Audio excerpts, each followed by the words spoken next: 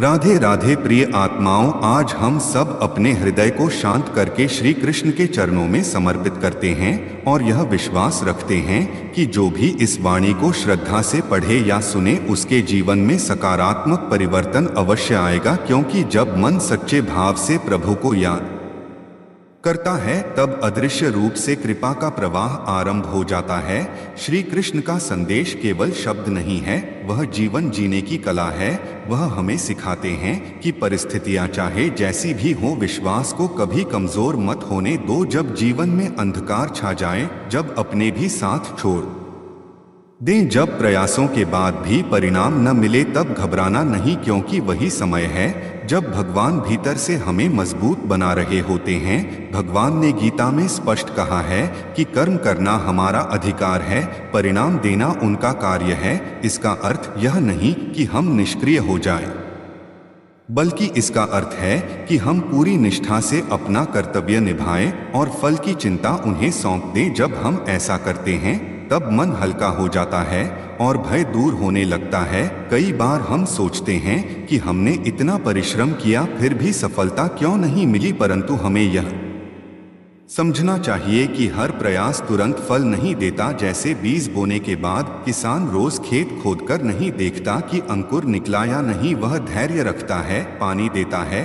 प्रतीक्षा करता है। उसी प्रकार हमें भी अपने कर्म पर ध्यान रखना है और धैर्य के साथ आगे बढ़ना है, क्योंकि भगवान का समय हमारी घड़ी से अलग होता है। वह वही देते हैं जो हमारे लिए उचित है और सही समय पर देते हैं। जब अर्जुन युद्ध भूमि में भ्रमित हुआ तब श्री कृष्ण ने उसे ज्ञान दिया कि भय और मोह मन की दुर्बलता हैं। जब तक मन विचलित रहेगा, निर्णय स्पष्ट नहीं होगा। इसलिए पहले मन को स्थिर करो, फिर कर्म करो। यही शिक्षा आज भी उतनी ही सत्य है जितनी उस समय थी। जीवन में कठिनाइयां इसलिए आती हैं ताकि हम अपनी छिपी हुई शक्ति को पहचान सकें। यदि सब कुछ आसानी से मिल जाए तो हम कभी अपने भीतर झांकना नहीं सीखेंगे, कभी अपने साहस को नहीं पहचानेंगे। भगवान कभी कभी हमें गिरने देते हैं ताकि हम स्वयं उठना सीखें। जैसे माँ बच्चे को चलना सिखाते समय हर बार उठाकर गोद में नहीं लेती, वह देखती है, गिरता है, फिर उठता है और धीरे धीरे चलना सीख जाता है। वैसे ही भगवान भी हमें अनुभवों से गुजरने देते हैं ताकि हम परिपक्व बने। विश्वास का अर्थ यह नहीं कि समस्याएं समाप्त हो जाएं, विश्वास का अर्थ यह है कि समस्याओं के बीच भी मन में स्थिरता बनी रहे। जब हम यह कहते हैं कि जो भी होगा प्रभु की इच्छा से होगा, तब भीतर एक अद्भुत शांति उत्पन्न होती है। यही शांति हमें सही निर्णय लेने की शक्ति देती है। कई लोग कहते हैं कि हमने बहुत प्रार्थना की पर उत्तर नहीं मिला, परंतु हमें यह समझना चाहिए कि भगवान का मौन भी एक उत्तर होता है। कभी वह तुरंत देते हैं, कभी देर से देते हैं और कभी उससे बेहतर देते हैं जिसकी हमने कल्पना भी नहीं की होती। कई बार जो चीज हम खो देते हैं वही भविष्य में हमारे लिए नए अवसर का द्वार खोलती है। यदि पुराना टूटता नहीं तो नया बनता कैसे? जीवन में जब भी कोई द्वार बंद होता है तो यह विश्वास रखना चाहिए कि कहीं न कहीं कोई और द्वार खुलने वाला है। बस हमें धैर्य रखना है और प्रयास जारी रखना है।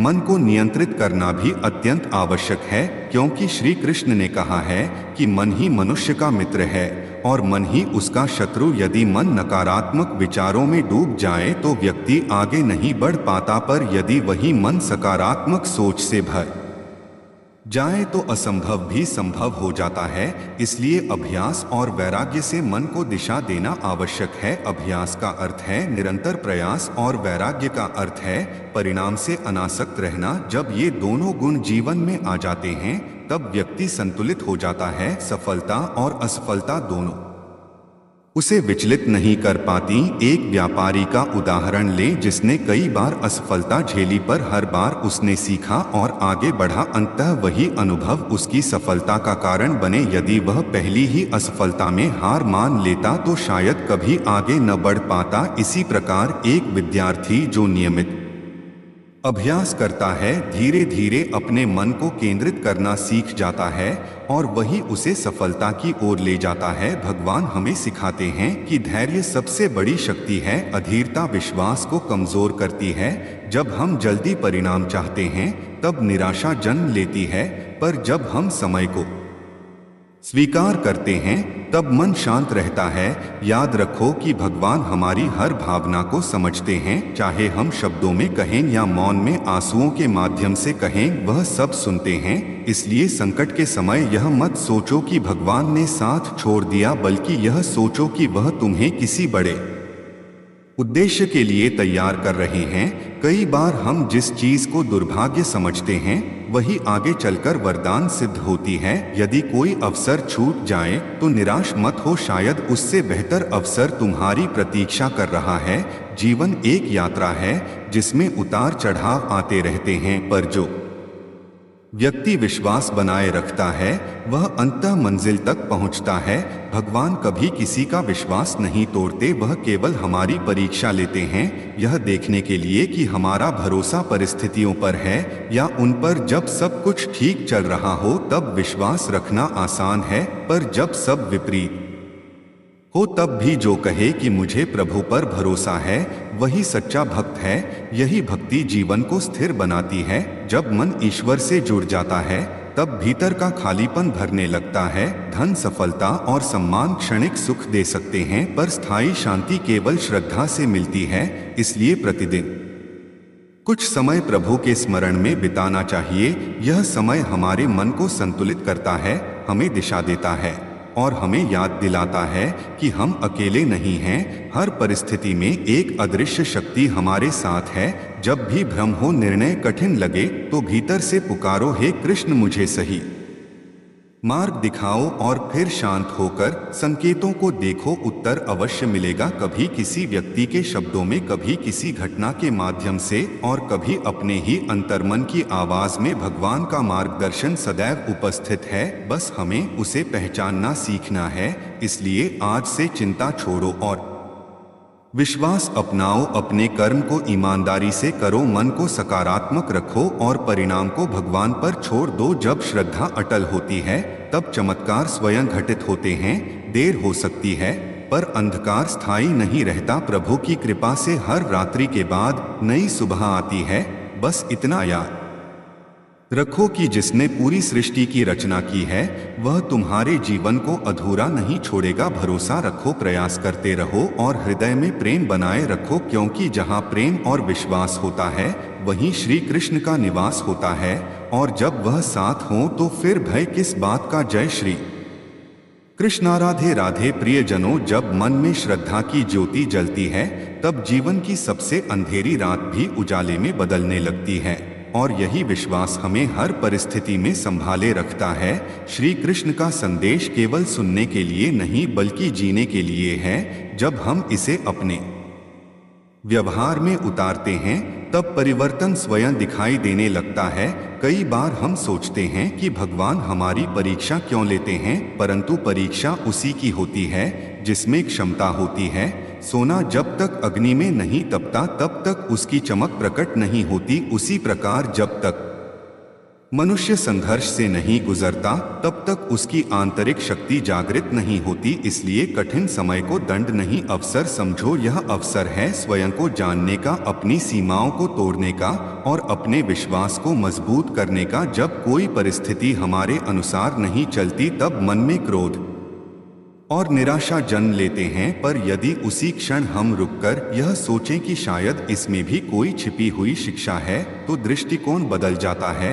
और जब दृष्टिकोण बदलता है तब परिणाम भी बदलने लगते हैं। श्री कृष्ण ने सिखाया कि समत्व ही योग है, अर्थात सुख और दुख में समान रहना की सच्ची साधना है। यदि सफलता मिले तो अहंकार मत करो और यदि असफलता मिले तो स्वयं को दोष देकर टूटो मत, क्योंकि दोनों ही अस्थायी हैं। स्थायी है केवल हमारा कर्म और हमारी नियत। जब नियत शुद्ध होती है तो मार्ग अपने आप बनता है।